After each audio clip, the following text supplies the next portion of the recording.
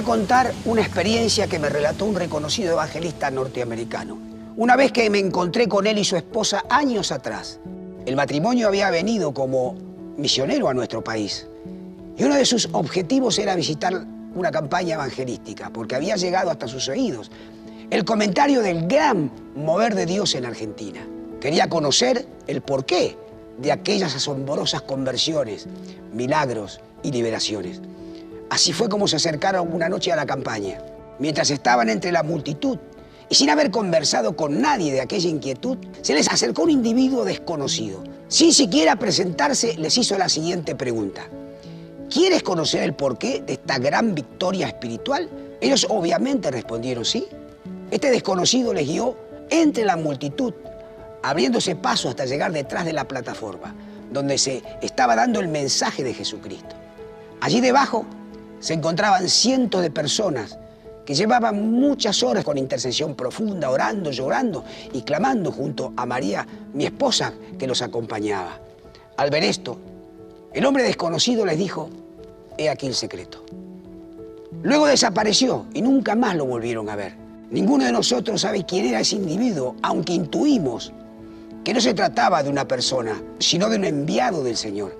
Al oír este relato, una vez más confirmé la preciosa verdad que desde el principio de nuestro ministerio, Dios nos mostró la oración y la intercesión profunda. Son parte vital de la misión victoriosa de la Iglesia.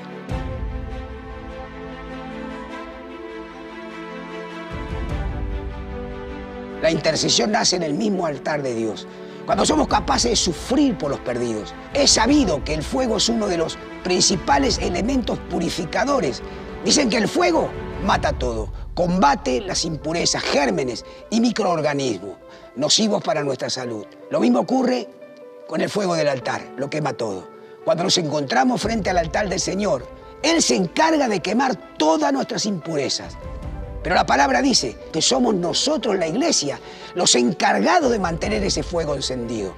En Levítico capítulo 6, versos 12 y 13 nos dice, el fuego encendido sobre el altar no se apagará, sino que el sacerdote pondrá leña en él cada mañana y acomodará el holocausto sobre él, quemará sobre él las grosuras de los sacrificios de paz. El fuego arderá continuamente, no se apagará en el altar, no se apagará.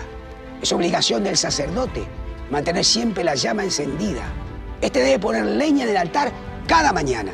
¿Y quiénes son los sacerdotes? Dice Apocalipsis capítulo 1, versículo 6, nos hizo reyes y sacerdotes para Dios.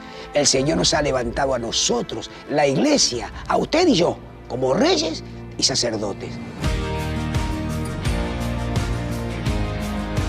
Qué fácil y hermoso es hacer nuestra la realidad de que reinamos con el Señor Jesús. Conocemos bien nuestras funciones como reyes, los privilegios que podemos disfrutar, pero también hay un sacerdocio que ejercer. Debemos no solo gozar de la riqueza de los reyes, sino sacrificarnos por los otros como los sacerdotes. ¿Y cuál es la función del sacerdote? Muy simple. El sacerdote es aquel que se interpone entre Dios y el hombre, haciéndose cargo de los pecados del pueblo.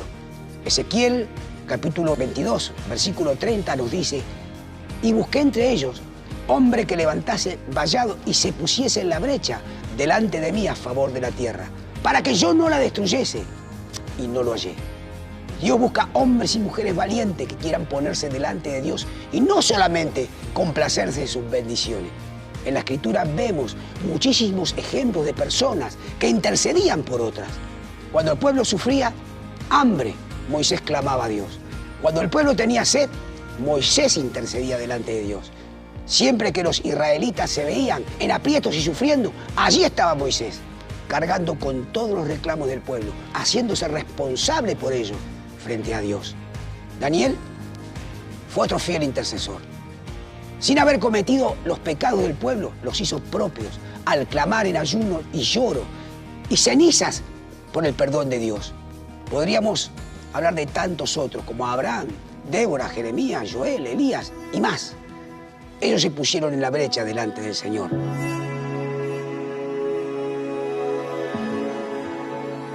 Muchas veces nuestra oración es una sucesión de palabras, algo que brota de la mente, pero la intercesión profunda solo podemos experimentarla cuando hayamos visto el sufrimiento por el cual estamos pidiendo.